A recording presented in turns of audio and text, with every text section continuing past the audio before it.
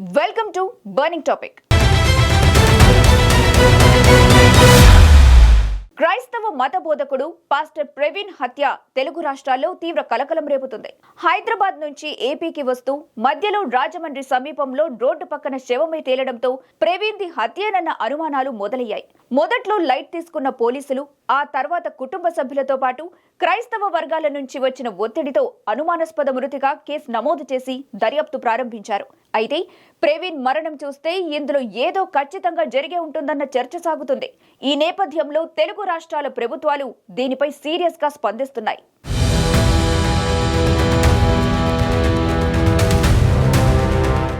తూర్పుగోదావరి జిల్లా చాగల్లులో జరిగే క్రైస్తవ మహాసభలకు హాజరయ్యేందుకు హైదరాబాద్లోని తిరుమలగిరి నుంచి సోమవారం సాయంత్రం బయలుదేరిన పాస్టర్ ప్రవీణ్ పగడాల మంగళవారం ఉదయం రాజమండ్రి సమీపంలోని కొంతమూరు వద్ద రోడ్డు పక్కన శవంగా తేలారు. స్థానికుల సమాచారంతో పోలీసులక్కడికి చేరుకుని దర్యాప్తు ప్రారంభించారు. అనుమానాస్పద మృతిగా కేసు నమోదు చేశారు. ప్రాథమికంగా దీన్నో రోడ్డు ప్రమాదంగా మాత్రమే గుర్తించారు. అయితే ఆయన సెల్ ఫోన్లో దొరికిన నంబర్ ఆధారంగా కుటుంబ సభ్యుల్ని కాంటాక్ట్ చేసిన పోలీసులు వారు వ్యక్తం చేసిన అనుమానాలతో అనుమానాస్పద మృతిగా కేసు నమోదు చేశారు.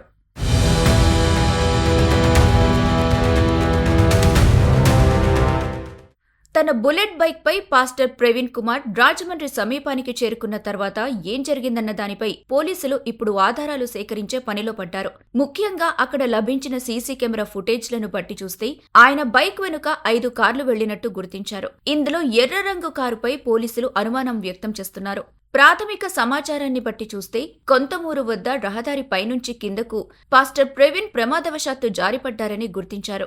ఆయనపై వాహనం పడటంతో బలమైన గాయాలయ్యాయని, ఆ తర్వాత రోజు ఉదయం 9 గంటల వరకు ఆయన్ను ఎవరూ గమనించలేదని చెబుతున్నారు. ప్రవీణ్ అనుచరులు ఈ మృతిపై అనుమానాలు వ్యక్తం చేస్తున్నారు. ప్రవీణ్ శరీరంపై గాయాలున్నాయని అంటున్నారు. అసలు ప్రవీణ్ ఆ సమయంలో బైక్పై ఎందుకు వెళ్లారని కూడా సందేహాలు వ్యక్తం చేస్తున్నారు.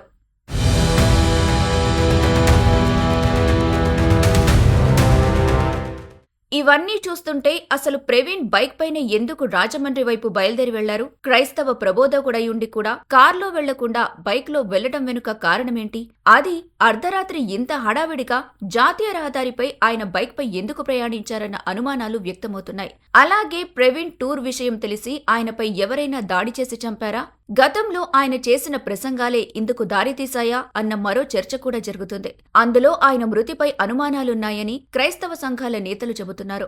దీంతో ఏపీ ప్రభుత్వం ప్రవీణ్ అనుమానాస్పద మృతిపై సమగ్ర విచారణకు ఆదేశించింది. తూర్పుగోదావరి జిల్లా ఎస్పీ నరసింహకిషోర్ ఈ కేసు వివరాలను తాజాగా మీడియాకు వెల్లడించారు.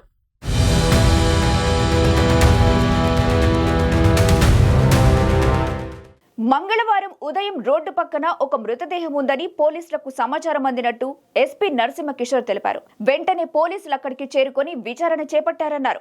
మృతదేహం పక్కనే సెల్ ఫోన్ కనుగొన్నామని, ఆ ఫోన్ నుంచి చివరిగా రామ్మోహన్ అనే వ్యక్తికి కాల్ వెళ్లినట్టు గుర్తించామన్నారు. ఆయనకు ఫోన్ చేస్తే రామ్మోహన్ అతని భార్య సంఘటనా స్థలానికి వచ్చి అది ప్రవీణ్ మృతదేహంగా గుర్తించారని ఎస్పీ తెలిపారు. పాస్టర్ ప్రవీణ్ హైదరాబాద్ లో ఉంటారని, చాలా ప్రాంతాల్లో మతబోధకుడిగా పనిచేస్తారని వారు చెప్పినట్టు తూర్పుగోదావరి జిల్లా ఎస్పీ వెల్లడించారు.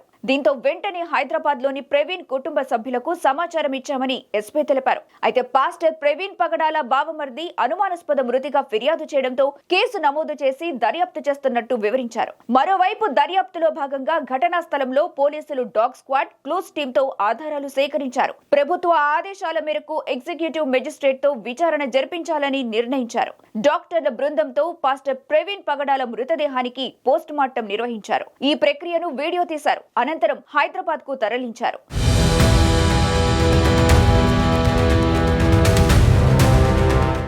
కొవ్వూరు టోల్ గేట్ దగ్గర ప్రవీణ్ పగడాల ద్విచక్ర వాహనంపై వెళ్తున్నట్టు సీసీ ఫుటేజ్ ద్వారా పోలీసులు గుర్తించారు. అలాగే సోమవారం రాత్రి 11:43 రోడ్డు ప్రమాదం జరిగినట్టు సీసీటీవీ ఫుటేజ్ ద్వారా తెలుస్తుందని పోలీసులు చెప్పారు. మరోవైపు పాస్టర్ ప్రవీణ్ మృతిపై క్రైస్తవ సంఘాలు భగ్గుమంటున్నాయి. ఇప్పటికే తెలుగు రాష్ట్రాల్లో పలు చోట్ల నిరసనలకు దిగాయి. ఈ నేపథ్యంలో ఏపీ ప్రభుత్వం కూడా ప్రవీణ్ మరణాన్ని సీరియస్ గా తీసుకుని దర్యాప్తు చేస్తోంది.